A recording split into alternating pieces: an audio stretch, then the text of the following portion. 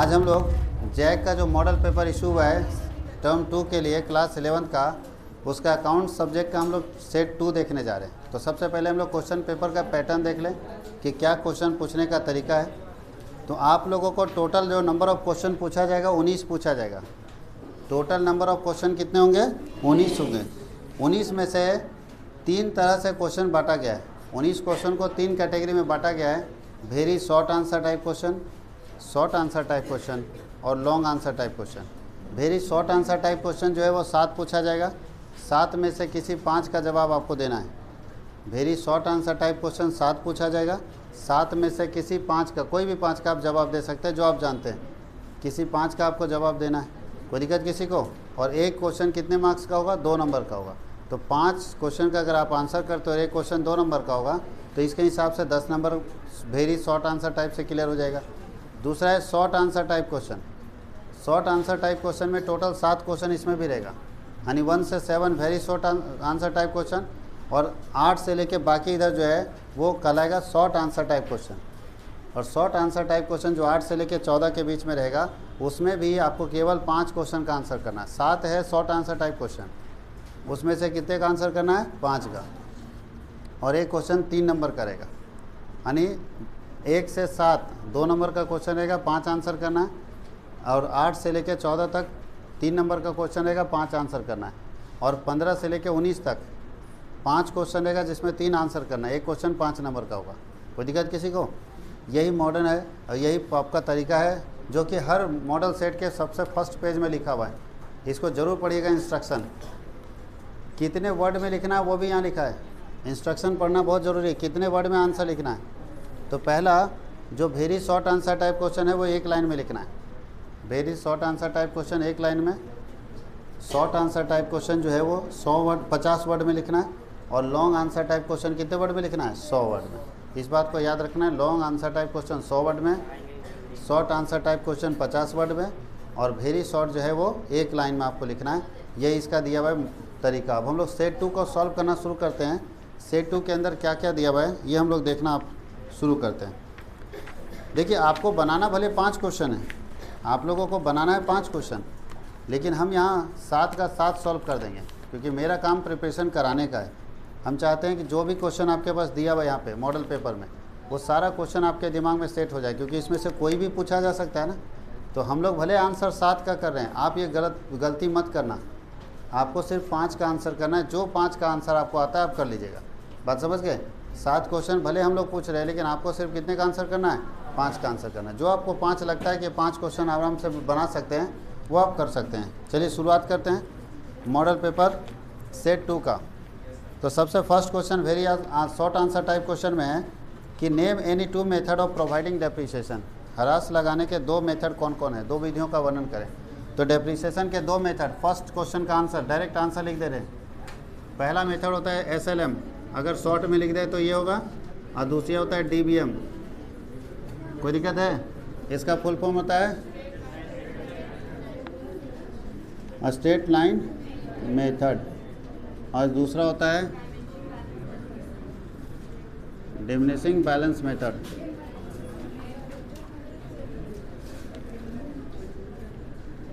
हिंदी लिखने की जरूरत नहीं है ना, सारे बच्चे जानते हैं SLM क्या होता है, DBM क्या होता है।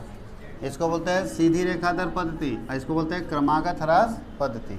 सीधी रेखा दर पद्धति और क्रमागत ह्रास पद्धति 2 मेथड है डेप्रिसिएशन निकालने के।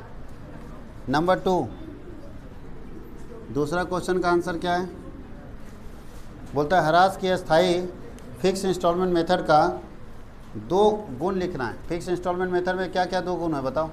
यानी SLM का 2 फायदा लिखना है, 2 एडवांटेज। पहला, easy to calculate, easy to, ये मेथड आसान होता है ना,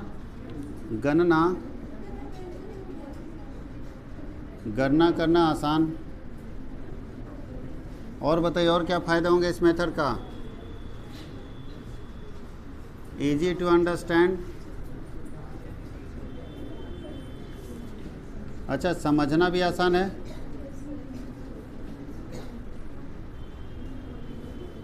और बताइए इसमें इसका वैल्यू, ये अगर इससे निकालेंगे तो प्रॉपर्टी का वैल्यू कितना आएगा? 0 आ सकता है ना।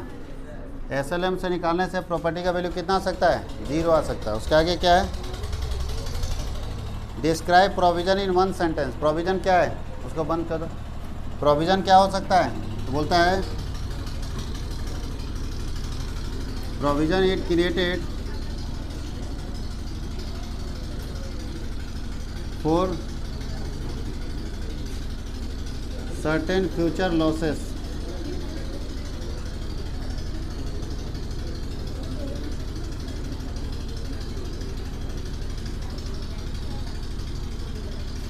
निश्चित भावी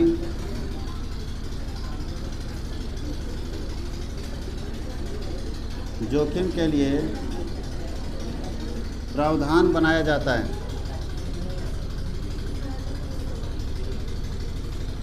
प्रोविज़न क्रिएट होता है सर्टेन फ्यूचर लॉसेस के लिए। उसके नीचे ट्रेडिंग काउंट क्या है? व्यापारी खाता। ध्यान दीजिएगा, प्रोविज़न किसके लिए बनता है?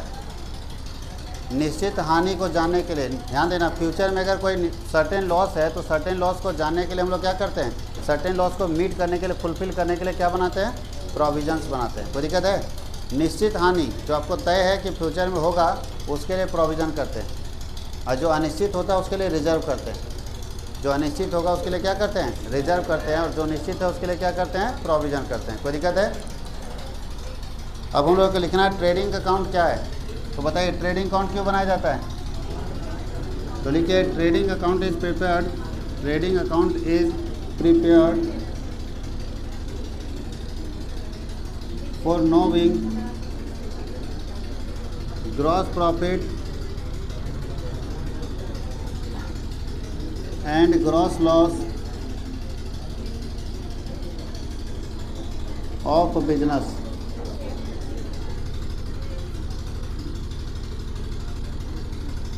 यह व्यवसाय का सकल लाभ तथा सकल हानि की जानकारी के लिए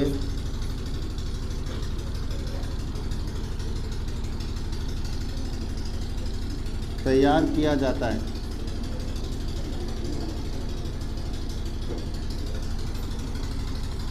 क्वेश्चन नंबर 5 देखिए ग्रॉस प्रॉफिट और ग्रॉस लॉस जानने के लिए हम लोग ट्रेडिंग अकाउंट बनाते हैं। ट्रेडिंग अकाउंट बनाने का मेन पर्पस क्या है? ग्रॉस प्रॉफिट और ग्रॉस लॉस की जानकारी प्राप्त करना।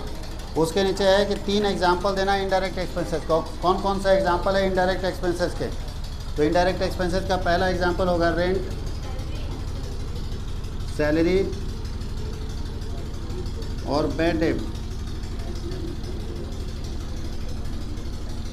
और लिखना है तो डेप्रिसिएशन वगैरह लिख सकते हैं, बहुत सारा एग्जांपल है। आगे लिखा है कि अपूर्ण लेखा प्रणाली किस व्यावसायिक इकाइयों के लिए उपयुक्त है? For which type of business incomplete record system is suitable. किसके लिए इनकम्प्लीट रिकॉर्डिंग सुटेबल है? तो लिखिए for a small trader. For a small trader, छोटे व्यापारियों के लिए। छोटे व्यापारियों के लिए, छोटे बिजनेसमैन के लिए सिंगल एंट्री सिस्टम ज़्यादा सूटेबल होता है। आगे कंप्यूटर लेखांकन की 2 हानियाँ बताइए। बताइए कंप्यूटर से अगर हम अकाउंटिंग करते हैं तो 2 डिमेरिट बताइए। पहला डिमेरिट क्या होगा? मोस्ट कॉस्टली, ठीक है, अधिक महंगा होता है। और बताइए दूसरा डिमेरिट क्या होगा? मोर कैपिटल रिक्वायर्ड,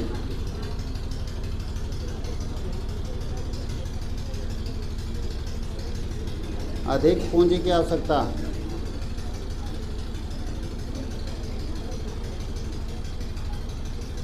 और लिखना चाहेंगे तो लिख सकते हैं नॉट सुटेबल फॉर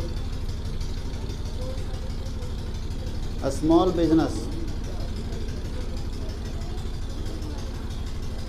छोटे व्यवसाय के लिए उपयुक्त नहीं। छोटे व्यवसाय के लिए उपयुक्त नहीं होता है। याद रखना, छोटे बिजनेस के लिए इसको कभी भी अच्छा नहीं माना जाता है। कोई दिक्कत है? Very short answer type question हम लोग बना लिए। 7 क्वेश्चन में से आपको एग्ज़ाम में सिर्फ 5 क्वेश्चन लिखना है। आपको इसमें से जो भी 5 क्वेश्चन आता है उसको लिख लीजिए।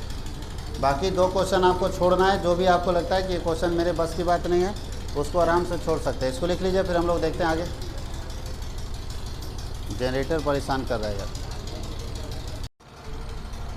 अब हम लोग देखते हैं शॉर्ट आंसर टाइप क्वेश्चन कैसे बनाएंगे। शॉर्ट आंसर टाइप क्वेश्चन का short answer type question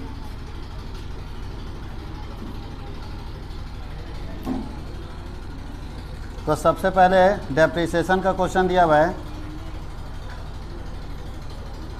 question number 8 में बोल रहा है 1 जनवरी 2016 को एक मशीन 19,000 में खरीदे। 1/1/2016 को एक मशीन खरीदे 19,000 में और 1,000 इसको लगाने में लगा, तो टोटल मशीन का लागत हो गया 20,000। और पहले 3 साल का 20% की दर से इसका रेट 20% है। कौन से मेथड से लगता है? डीबीएम से लगता है। डीबीएम मतलब समझ रहे हैं, डिमिनिशिंग बैलेंस मेथड से। और 3 साल का मशीन अकाउंट बनाना है। प्रिपेयर मशीन अकाउंट 3 साल का बनाना है आपको। तो कैसे बनाएंगे 3 साल का मशीन अकाउंट? तो चलिए सबसे पहले डेप्रिसिएशन यहाँ मशीन अकाउंट बना ही देते हैं। मशीनरी अकाउंट 2016 से बनाना है।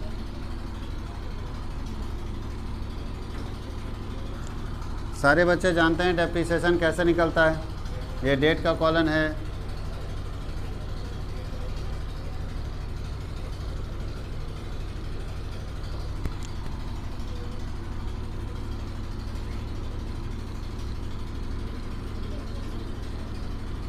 यहाँ जेएफ होता है।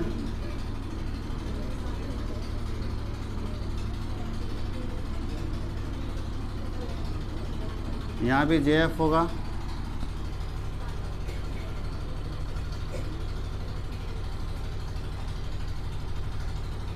चलिए ध्यान दीजिए, सबसे पहले 2016 में खरीदे हैं जनवरी 1 को।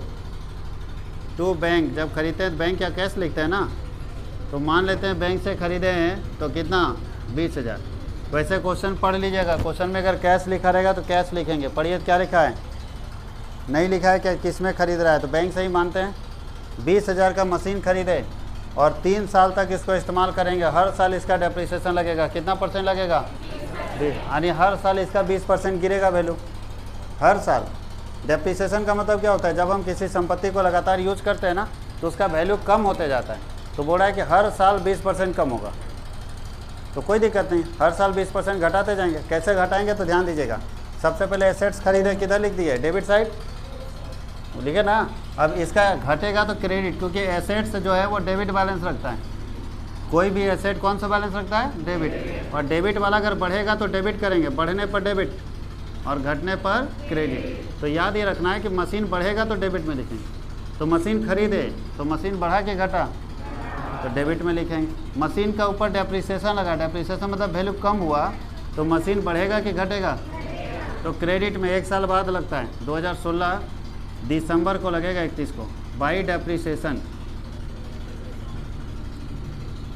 By depreciation. अब डेप्रिसिएशन यहाँ निकालिए। 20,000 है और 20% वैल्यू घट रहा है, तो 20,000 का 20% कितना आता है? 4,000 रुपये उसका वैल्यू घटेगा। अब टोटल लगाइए, 20,000 का था और 4,000 घट गया साल भर यूज करने के कारण, तो कितने का बचा? तो बैलेंस करके निकालना पड़ेगा ना 16,000। तो टोटल किए उठाकर यहाँ लाएंगे 20,000, उसमें 4,000 घट जाएगा तो कितना बचेगा? 16,000। और 16,000 कर देंगे CD। यानी 1 साल मशीन को यूज करने के बाद, मशीन को 1 साल यूज करने के बाद 20,000 का मशीन कितना घट गया? 4,000। तो बचा कितना? 16,000। अब अगले साल कितने रुपए का मशीन आप यूज कीजिएगा? 16,000 का ना। तो इस CD को अगले साइड में क्या करना होता है? BD। CD के उल्टे साइड में BD, तो CD उधर, इधर BD। इसके एक दिन बाद आएगा 2017 जनवरी 1 टू बैलेंस BD। तो याद रखना है कि अब हमारे पास 16,000 का मशीन है। अब पूरे 1 साल फिर यूज करेंगे 17 में। बाई डेप्रिसिएशन लगेगा। अब किसका लगेगा 20%? तो 16,000 का 20% लगा दीजिए। 16,000 इंटू 20/100 कितना आता है? 3200 रुपया। तो 16,000 का मशीन में 3200 घट जाएगा तो कितना बचेगा? टोटल कीजिए। 16,000 का था, 16,000 में 3200 रुपया घट जाएगा तो बचेगा 12,800 बचेगा। ये हो गया बाई बैलेंस सी डी। और सी डी को कर दीजिए 2018 में B D, to balance B D होगा कितना आ गया 12,800। अब एक साल इस्तेमाल करेंगे 2018 में दिसंबर 31 को तो लगेगा बाई डेप्रिसिएशन लगेगा। अब बताइए डेप्रिसिएशन कितना निकालेंगे तो 12,800 का कितना परसेंट 20/100 कितना जाएगा 0। 8 दूनी 16 6 हाथ में 1 12 दूनी 24 और 1 25। तो टोटल कीजिए कितना रुपए का बच जाएगा 12,800 12,800 कितना बचेगा 0 6 4 10 5 1 6 और 2 8 10,240 का बचेगा। ये हो गया बाई बैलेंस सी डी। और सी डी को इधर क्या करना है बी डी कर देना है जनवरी 1 में, टू बैलेंस बी डी कितना बचेगा 10,240। यही बनाना है 3 नंबर के क्वेश्चन में। थोड़ा जनरेटर आज डिस्टर्ब कर दे रहा है। 3 नंबर के क्वेश्चन में यही बनाना है हम लोग को। फिर से ध्यान दीजिए, कुछ नहीं करना, एकदम कॉमन चीज़ है। डायरेक्ट भी इसको आप लिख सकते थे लेकिन इसको लेजर के फॉर्मेट में लिख रहे हैं ताकि आपको आसानी से समझ आए, क्योंकि हम लोग को लेजर बनाना है इसमें ना। तो क्या क्या ध्यान दीजिएगा, भूल क्या रहा है कि सबसे पहले एसेट कितने का खरीदे 20,000 का, साल भर यूज किए, साल भर यूज करने से कितना वैल्यू घट गया 4,000। कैसे 4,000 है तो 20,000 का कितना परसेंट, तो बताओ जी 20,000 में 4,000 घट गया तो बचा कितने का 16,000 का। अब फिर अगला साल 16,000 का यूज करेंगे, जो बचा वही नहीं यूज करेंगे। तो 16,000 का पूरे साल यूज किए तो फिर कितना घटेगा, किसका 20%, 16,000 का 20% 3200। अब कितना का बचा, अब तीसरे साल में कितना का यूज करेंगे तो 12,800 रुपये का, देखो 20% निकल गया। अब बचा कितने का, अब कितने का यूज करेंगे। अब आगे का नहीं बनाना है क्योंकि 3 साल का ही बनाने बोला था। कितने साल का बनाना था 3 साल का, तो 3 साल का हम लोग बना दिए, कोई दिक्कत है। अब आगे पढ़ते हैं इसके बाद वाले क्वेश्चन में क्या है 9 नंबर क्वेश्चन। देखिए क्वेश्चन में 9 क्या बोलता है आप लोगों का। अच्छा, डेप्रिसिएशन का 3 आवश्यकता पूछ रहा है, क्या जरूरत है डेप्रिसिएशन का। तो 9 नंबर क्वेश्चन का आंसर बता रहे हैं 3 आवश्यकता, सिर्फ हम पॉइंट लिख दे रहे हैं। For replacement of assets, replacement of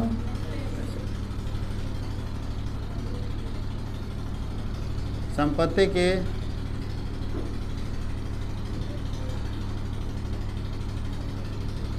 पुनर्स्थापना के लिए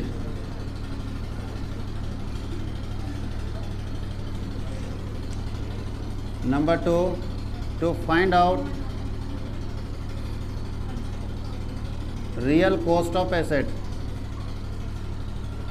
रियल कॉस्ट ऑफ एसेट संपत्ति की वास्तविक लागत के लिए।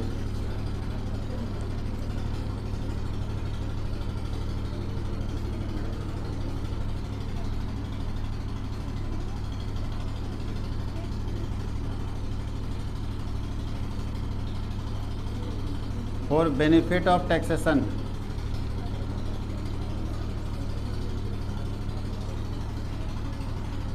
कर में लाभ के लिए। देखिए डेप्रिसिएशन ये 3 पर्पस के लिए हम लोग लगाते हैं। डेप्रिसिएशन लगाने का 3 उद्देश्य, क्या क्या उद्देश्य लिखा हुआ है डेप्रिसिएशन लगाने का। संपत्ति का रिप्लेसमेंट मतलब, अच्छा एक बात बताइए, अगर कोई बड़ी कंपनी है मशीन खरीदती है 5 करोड़ रुपए का और 10 साल मशीन चलेगा, तो उसको तो खुद मालूम है कि जब मशीन 10 साल चलेगा तो 10 साल बाद फिर 5 करोड़ लगाना पड़ेगा, मालूम है कि नहीं। तो क्या करेगा, अभी से पैसा बचा के रखेगा कि बाकी लोग जैसा सोचेगा देखेंगे 10वां साल में। अगर वो ऐसा सोचता है कि देखेंगे 10वां साल में, तो भविष्य को कोई देखा है क्या। अगर उसका आगे लॉस हो जाए तब क्या होगा, 50,000 7वां साल से लॉस शुरू, 7वां साल में लॉस हुआ, 8वां साल में लॉस हुआ, 9वें साल में लॉस हुआ, तो कभी भी सर्वाइव कर पाएगा। इसीलिए उस बिजनेसमैन को आज से पैसा बचाना चाहिए। आज से थोड़ा थोड़ा करके पैसा बचाएगा तो ना भविष्य में जब उस संपत्ति को रिप्लेस करने की ज़रूरत पड़ेगा, बदलने की ज़रूरत पड़ेगा, तो हमारे पास पैसे का दिक्कत नहीं आएगा। तो उसके लिए भी डेप्रिसिएशन लगाते हैं। अगर आप रियल कॉस्ट निकालना चाहते हैं संपत्ति का तो डेप्रिसिएशन लगाना पड़ेगा। और लास्ट क्या है, टैक्स का बेनिफिट लेना है तो भी आपको डेप्रिसिएशन लगाना पड़ेगा। कोई दिक्कत है? इसको लिखिए, थोड़ा जनरेटर बंद करवाते हैं।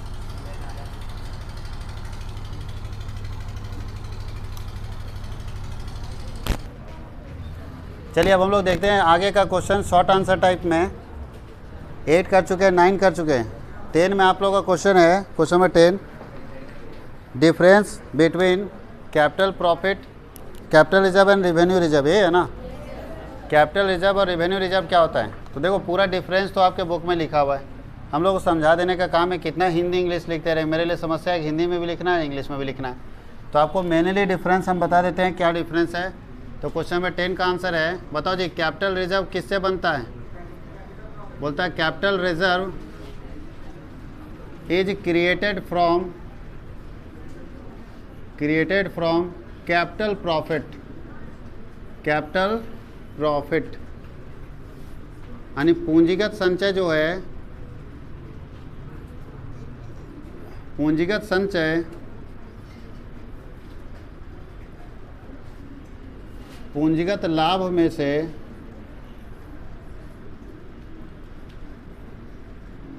तैयार किया जाता है। बताओ पूंजीगत लाभ कौन कौन होगा? जैसे profit on sale of building, profit on sale of assets कर दो ना, कोई भी एसेट आ जाएगा, हाँ या नहीं? ऐसा प्रॉफिट से कैपिटल रिजर्व बनता है जो कभी कभी होता है। कैपिटल प्रॉफिट का मतलब है बार बार होने वाला प्रॉफिट नहीं, कभी कभी होने वाला प्रॉफिट। अगर कभी कभी कोई चीज़ मिलता है तो वैसे प्रॉफिट से अगर कोई रिजर्व क्रिएट होता है तो उस रिजर्व को कौन सा रिजर्व बोलते हैं? Capital reserve. और जनरल रिजर्व किससे बनता है? बोलता है general reserve is created from general profit. General मतलब समझते हो? सामान्य लाभ, जो आपके बिजनेस का मेन प्रॉफिट है। जैसे हमारे ट्यूशन में बताओ, अगर हम अपने ट्यूशन का जनरल रिजर्व बनाएंगे तो फी से बनाएंगे। मेरा मेन इनकम क्या है? फी ना। तो बोलता है सामान्य संचय, सामान्य लाभ से तैयार किया जाता है। जो रेगुलर कमाएंगे, जो इनकम रेगुलर कमाएंगे, जो रेगुलर प्रॉफिट कमाएंगे, अगर वहाँ से कोई रिजर्व बनेगा तो वो क्या कहलाएगा? General reserve. और कभी कभी कोई प्रॉफिट कमाएंगे, वहाँ से जो रिजर्व क्रिएट होगा उसको क्या बोलेंगे? Capital reserve. याद रहेगा, कैपिटल रिजर्व और जनरल रिजर्व। कैपिटल रिजर्व क्या होता है? कैपिटल प्रॉफिट से बनता है। जैसे बिल्डिंग बेचे और प्रॉफिट कमाए तो क्या रेगुलर आप कमाते हैं? रोज़ बिल्डिंग बिकता है नहीं ना। तो अगर ऐसा इनकम कमाए जो रोज़ नहीं होता है, हमेशा रेगुलर कमाते नहीं है, वैसे इनकम को डालते हैं कहाँ पे? कैपिटल रिजर्व में। और जो रोज़ कमाते हैं उसको कहाँ डालते हैं? General reserve. याद रहेगा। तो आपके बुक में भी इसका डिफरेंस दिया रहता है, आराम से वहाँ से लिख सकते हैं। आगे देखिए, ग्रॉस प्रॉफिट आपको निकालना है, नीचे डिटेल दिया है, उससे ग्रॉस प्रॉफिट निकालना है तो ट्रेडिंग बना दो। अगर ग्रॉस प्रॉफिट निकालना है तो क्या बनाना चाहिए? Trading account. तो 11 नंबर क्वेश्चन का ट्रेडिंग अकाउंट बना दीजिए। ट्रेडिंग अकाउंट, ट्रेडिंग का हर बार क्वेश्चन पूछा जा रहा है, थोड़ा ध्यान दीजिएगा सारे बच्चे। सेट 1 में भी ट्रेडिंग था, सेट 2 में भी ट्रेडिंग है, इसका मतलब है फाइनल में भी ट्रेडिंग होगा। चलिए एक एक करके पढ़ते जाइए, ट्रेडिंग में कौन किधर जाता है। अगर 2-3 ट्रेडिंग भी बना लिए तो आइडिया लग जाता है। सबसे पहले इधर ओपनिंग स्टॉक आता है। ओपनिंग, देखिए ओपनिंग स्टॉक दिया होगा, ओपनिंग स्टॉक है 15,000।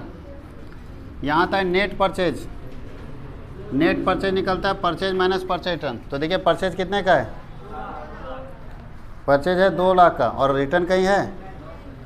नहीं है। तो इसका मतलब है नेट परचेज भी 2 ही लाख ना हो गया। इधर आता है नेट सेल्स, तो नेट सेल्स निकालने के लिए सेल्स में सेल्स रिटर्न माइनस करेंगे ना। तो सेल्स है 4 लाख और रिटर्न है 10,000 का। तो देखिए अंदर में लिखे 4 लाख, बेचे 4 लाख का, लेकिन उसमें से 10,000 का रिटर्न आ गया।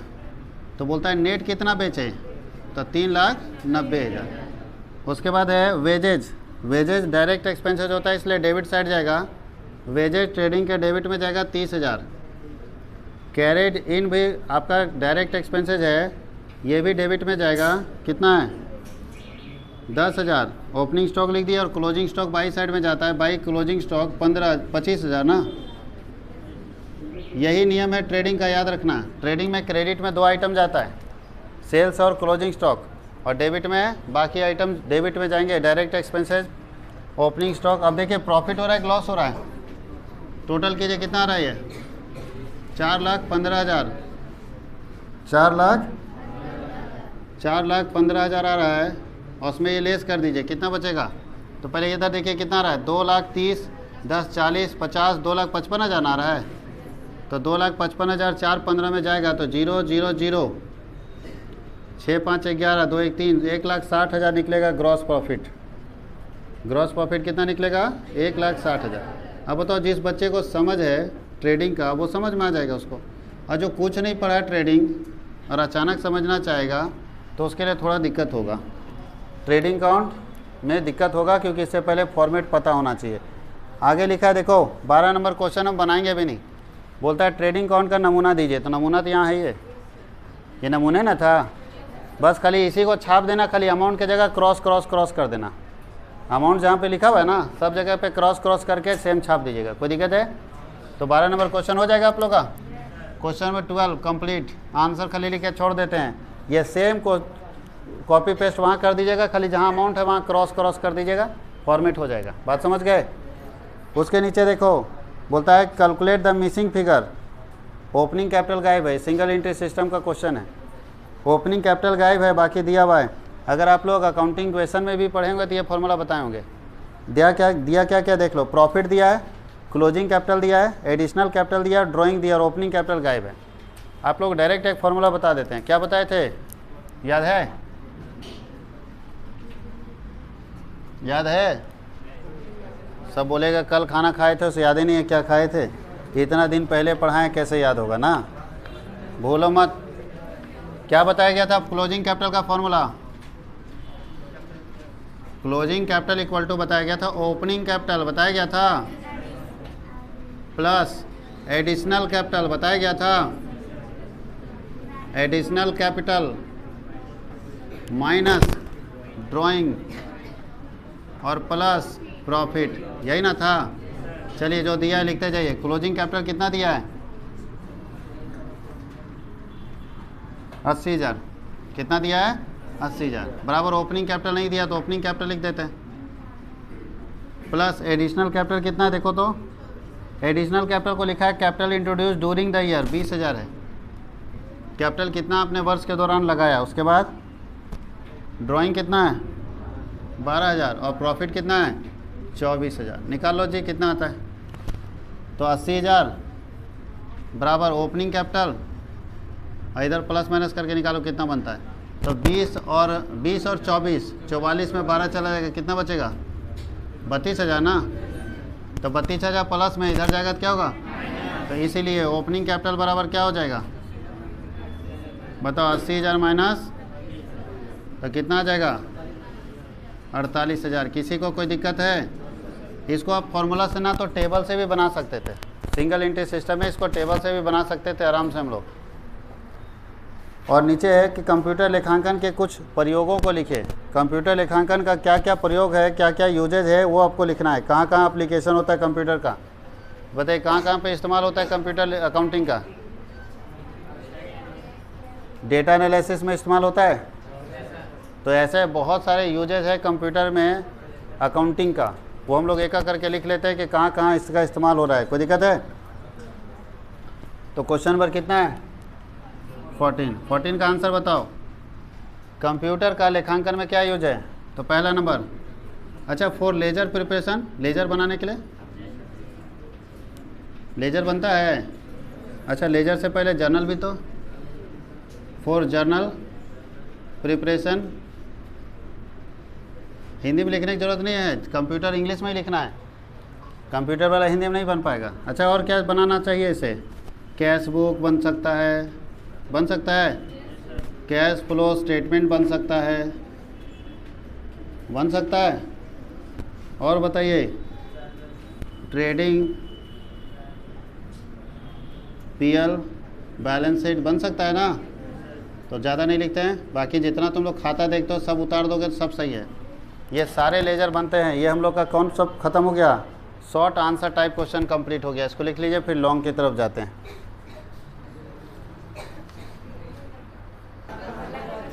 अब हम लोग देखते हैं long answer type question. Question number 15। अगर क्वेश्चन को समझ गए तो इसका आंसर आसान हो जाएगा। क्वेश्चन समझ गए तो आंसर आसान हो जाएगा। क्वेश्चन समझिए क्या क्या दिया हुआ है। कब मशीन, कौन सा मशीन कब खरीदे, कब बेचें। एक कंपनी ने 1 जनवरी 2016 को एक प्लांट 20,000 में खरीदा है। 1 जनवरी 2016 को कितने में खरीदे हैं? 20,000। चलिए एक करके पहले वर्किंग बना लेते हैं। फर्स्ट प्लांट है 1/1/2016 को कितने का? 20,000। और 1 जुलाई को खरीद रहे हैं 2017 में सेकेंड वाला। 1 जुलाई 2017 में 30,000। और उसी वर्ष 2017 में ही, उसी वर्ष मतलब 2017 में 1 अक्टूबर को खरीदे हैं 20,000। खरीद के परेशान कर दीजिए। जितना खरीद रहा है हम लोग के लिए उतना मुसीबत, उतना परेशान करेगा। देख लो 3 मशीन खरीदा ये आदमी। एक खरीदा 2016 में 1 जनवरी को, एक 2017 में 1 जुलाई को, और 1 अक्टूबर 2017 में ही 20,000 का एक और मशीन। 3 मशीन। जितना मशीन खरीदा उतना मुसीबत है। आगे चलते हैं। 31 मार्च 2018 को, 31 मार्च 2018 को एक प्लांट को 6,500 में बेच दिया, जो 1 जनवरी 2016 में 10,000 का था। ध्यान देना, थोड़ा ध्यान दोगे। बड़ा खतरनाक क्वेश्चन डाला है सर। ये तुम लोग मुसीबत, मतलब सर से ऊपर चला जाएगा। बोल रहा है कि एक प्लांट को हम बेच रहे हैं, सेल कर रहे हैं। किसको जानते हो? फर्स्ट को, फर्स्ट प्लांट को। लेकिन पहला वाला पूरा नहीं बेच रहे हैं। बोलता है 20,000 का है, तो 20,000 में 10,000 का बेच रहे हैं। 20,000 में कॉस्ट 10,000 था, उसको बेच रहे हैं, मतलब आधा ना। कितने में बेच रहे हैं? 6,500। अच्छा, रेट क्या है? कितना % अप्रिसिएशन है? कौन सा मेथड? सीधी रेखा, अस्थायी किस पद्धति है ना। और आपको बुक्स क्लोज कब होता है? 31 दिसंबर। और कितने साल का लेजर बनाना है? प्रिपेयर लेजर फॉर 2016 से 2018। थोड़ा अच्छे से ध्यान देना बालक लोग। देखो सब आसान था, सब कुछ इजी था। ये जो आधा मशीन बेचे बस वही मुसीबत है। जैसे पूरा बेच देते तो टेंशन नहीं था। लेकिन 20,000 में से कितना का बेचें? 20,000 वाले में से 10,000 के लागत का 6500 बेचें, और बाकी 10,000 का मशीन है। समझ गए? यानी 2018 में आपके पास इसका मशीन 10,000 बचेगा, ये 30,000 बचेगा, 20,000 बचेगा। तो चलते हैं इधर, जगह छोड़ देते हैं डेप्रिसिएशन का, या निकाल लेते हैं पहले। डेप्रिसिएशन का फॉर्मूला क्या होगा बाबू लोग? डेप्रिसिएशन इक्वल टू होता है cost of assets into rate by 100 minus कहाँ आ गया? Scrap value. स्क्रैप वैल्यू दिया है। पहला मशीन का पूरे साल का निकलेगा, कितना होगा पहला मशीन? तो 20,000 का 10% कितना आता है? 2,000 पर एनम। यानी पूरे साल अगर हम मशीन चलाएंगे तो पहला मशीन का डेप्रिसिएशन 2,000। अच्छा ये देखो, जनवरी से ध्यान देना, जनवरी से दिसंबर है, पूरे साल है ना। दूसरा मशीन पूरे साल का कितना आएगा? 30,000 है ना। 30,000 का 10% 3,000 आता है। अब देखो 3,000 रुपया पूरे साल का है। 3,000 क्या है? पूरे साल का। आप कब खरीदे? जुलाई में। कब खाता बंद हो रहा है? तो 2017 में तो ये 6 ही महीना ना रहा होगा। जब जुलाई में खरीदे दिसंबर में, तो 6 महीना रहा होगा। तो 6 महीना का कितना आएगा? तो खुद सोचो ना, पूरे साल का 3,000, तो 6 महीने का कैसे आएगा? 6/12 कर देंगे तो 1,500 आ जाएगा ना। चलिए थर्ड मशीन बताइए। थर्ड मशीन का पूरे साल का लगाइए। 20,000 है ना। तो 20,000 का 10% कितना आता है? आएगा 2,000। ये पर एनम होगा। अब बताओ तीसरा मशीन कितने दिन तक आपका रहा है? 2017 में 10 में खरीदे, यानी अक्टूबर में खरीदे। और खाता कब बंद होता है? तो अक्टूबर, नवंबर, दिसंबर, 3 महीना। तो 3 महीना का डेप्रिसिएशन कितना आएगा? तो 2,000 पूरे साल का है ना जी। तो 3 महीना का 3/12, 3 चौके 12, 4 से काटो 50, 500 ना। तो 500 रुपये डेप्रिसिएशन आएगा 3 महीना का। तो एक कहीं 3 महीना इस्तेमाल होगा, बाकी साल का इस्तेमाल होगा। यानी जब पहला मशीन का पूरे साल का लेंगे, दूसरा मशीन पूरे साल का ज़रूरत पड़ेगा तो 3000 लेना, और 6 महीने की ज़रूरत पड़ेगा तो 1500 लेंगे। 6 महीने की ज़रूरत पड़ेगा पहला साल, और तीसरा मशीन का पूरे साल 2000 लेंगे, और अगर 3 महीने की ज़रूरत पड़े तो 500 लेंगे। कोई दिक्कत है? अब हम लोग लेजर बनाते हैं। ये तो कैलकुलेशन था, ठीक है। अब शुरू होता है रियल ड्रामा इसका। और तुम लोग को 1 घंटा समय मिला है, 1 घंटा में तो खाली मशीन अकाउंट बनेगा। नहीं प्रैक्टिस करोगे तो यही दिक्कत है। और उसके बाद भी तुम लोग टेंशन नहीं लेता है।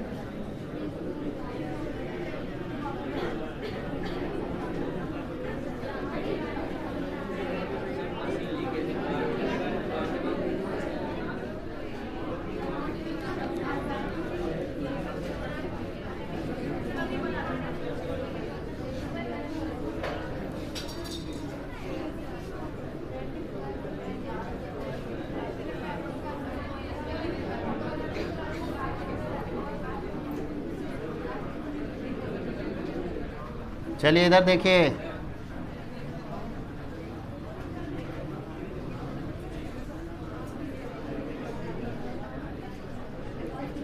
ध्यान देना है। 2016 में 1 जनवरी को एक मशीन खरीदे हम। पहला मशीन हम लोग 2016 में 1 जनवरी को खरीदे, कितने का? 20,000 का। तो लिखेंगे टू बैंक नंबर 1 20,000। अब देखो खाता कब बंद होता है, तो इसका 1 साल बाद दिसंबर में होगा, दिसंबर 31 को। अच्छा, दिसंबर 31 तक मेरे पास कितना मशीन है? एक ही मशीन है ना। चलो, तो इसका डेप्रिसिएशन कितना आएगा? देखो मशीन 1 का। अब ध्यान देना है कि मशीन नंबर 1 का डेप्रिसिएशन पूरे साल ना लगेगा। जनवरी में खरीदे और दिसंबर में, तो पूरे साल का मशीन नंबर 1 का कितना है? तो इसका मतलब है कि 2000 डेप्रिसिएशन लग गया, तो 20,000 का प्रॉपर्टी 2000 मार्केट में कम हो गया, तो कितने का बचेगा बच्चा लोग? 20,000 में 2000 कम हो गया तो बचेगा 18,000 का। तो 18,000 का इसको लिखने का तरीका होता है कि बैलेंस जो बचता है उसको करते हैं CD, और CD के उल्टे में क्या करेंगे? BD।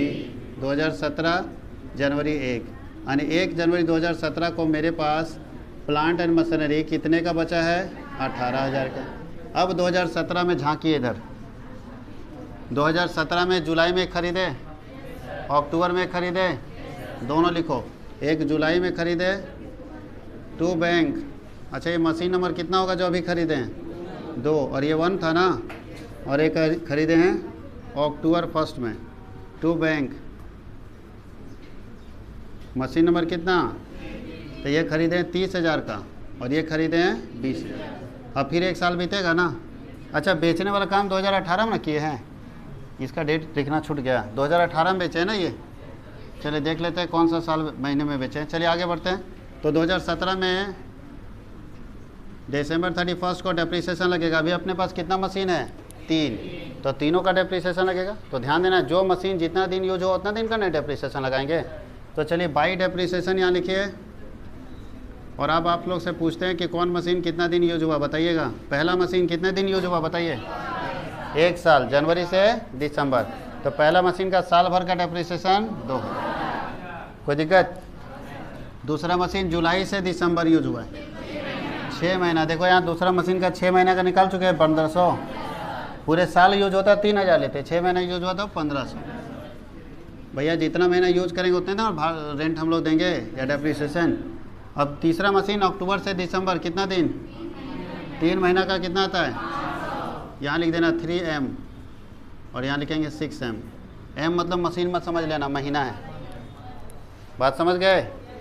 अब हम लोग देखेंगे दूसरे साल 2017 में 3 मशीन 3 डेप्रिसिएशन। अब CD और BD कीजिए, टोटल कीजिए, इसका बैलेंस कितना आ रहा है?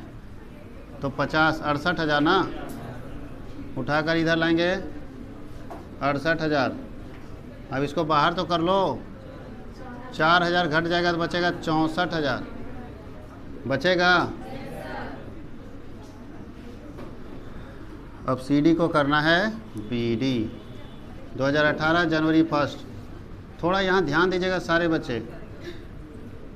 To balance BD। बताओ पहला मशीन कितने का? एक करके हम सब मशीन का लागत निकालना चाहते हैं, ये ज्वाइंट नहीं रखना चाहते। जैसे टोटल तीनों मशीन 64,000 का है ना मेरे पास। हम उस तरह नहीं देखना चाहते, हम चाहते हैं कि अलग अलग रेट बताओ, पहला का कितना, दूसरा कितना, तीसरा का, क्योंकि बेचना है एगो को। अब एक को बेचेंगे तो पता कैसे चलेगा, जब सब जोड़ देंगे तो पहला मशीन देखो कितने का था, कितना डेप्रीसिएशन, तो ऐसे लिखो 18,000 में 2,000 घर घट गया होगा, तो पहला मशीन 16,000 का होगा, किस में, 64,000 में। 64,000 में से पहला मशीन कितने का है, 16,000। दूसरा मशीन सोचो कितने खरीदे थे और कितना डेप्रीसिएशन लगा है, 1,500, तो इसका मतलब 28,000। तीसरा मशीन 20,000, कितना डेप्रीसिएशन, तो 19,000। और ये तीनों को जोड़ दोगे ना तो 64,000 आ जाएगा। ये जो सीडी है ना ये यहाँ पहुँच जाएगा, देख लेना जोड़ के। बात समझ गए। कितना साल कंप्लीट हुआ, 3 कहाँ, 2, तीसरा तो अब शुरू करेंगे। लेकिन तीसरे साल में बेच रहे हैं, अभी कब बेच रहे हैं देखो, तो बेचने वाला डेट लिखा हुआ होगा 31 नहीं, अच्छा चलो लास्ट डेट में बेच रहे हैं ना, 31 मार्च में बेच रहे हैं, तो लास्ट डेट कहाँ, दिसंबर में नहीं है। चलो देखो इधर 31/3/2018 में बेच रहे हैं। एक बात बताइए, ठीक से ध्यान दोगे सारे बच्चे, नहीं तो यही मेन है। अभी तक आसान था, अभी शुरू हुआ मेन। इसका पूरा मशीन नहीं बेच रहे हैं, पहला वाला 20,000 में 10,000, नहीं आधा बेच रहे हैं। 20,000 में 10,000 का बेचने का मतलब आधा बेच रहे हैं। तो अब पहले मार्च तक पहुँचो, 2018 मार्च 31। अच्छा कौन सा मशीन बेच रहे हैं, ये पहला वाला केवल, तो मार्च का डेप्रीसिएशन केवल पहले वाला का निकालना, ये दोनों का पूरे साल का निकलेगा, ठीक है, ये दोनों पूरे साल है।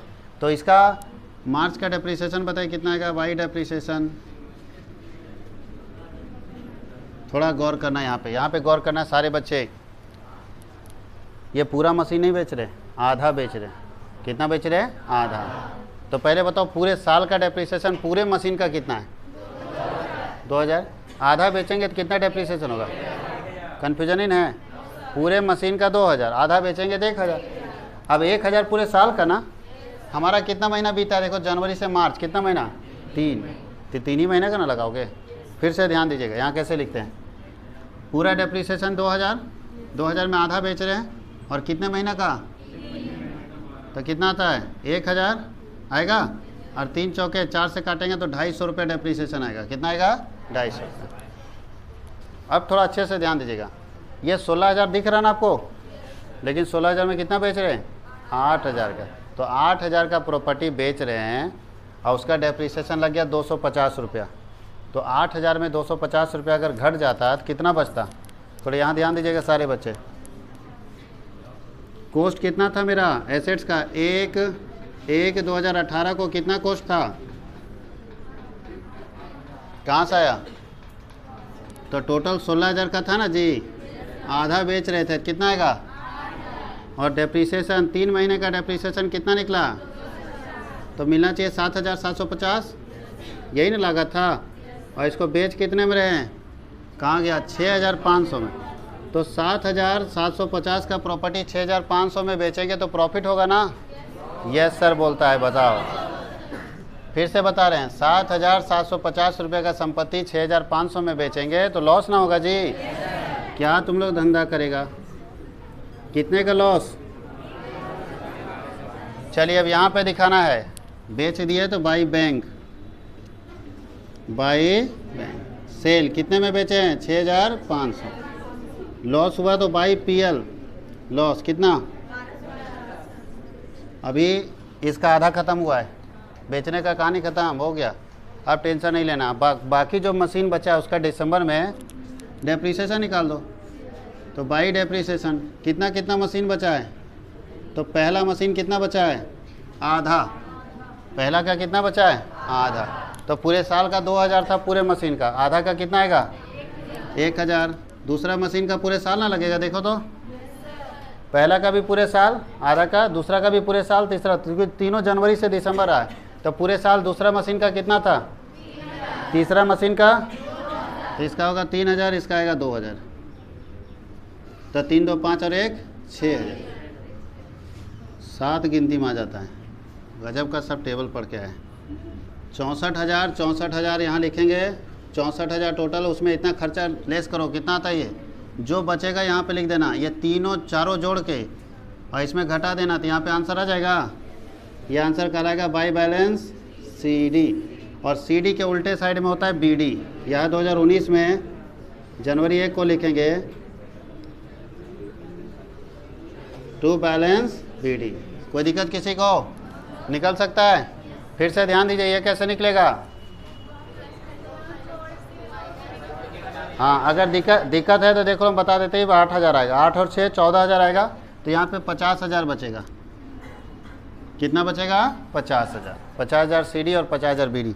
सोचिएगा अगर क्वेश्चन का लेवल देख लो, 1 घंटा समय है, जैक दिया आपको, झारखंड एकेडमिक काउंसिल 1 घंटा दिया है। आप जैसे होनहार छात्रों को 1 घंटा में आप लोग को करामत करना है, और ये देखो क्वेश्चन आधा घंटा इसको समझने में लग रहा है। तो चलिए कोई दिक्कत नहीं, थोड़ा सा प्रैक्टिस करने की जरूरत है। देखिए कोई भी सवाल टफ नहीं होता है। हमको समय इसलिए लगा क्योंकि समझाना भी पड़ा।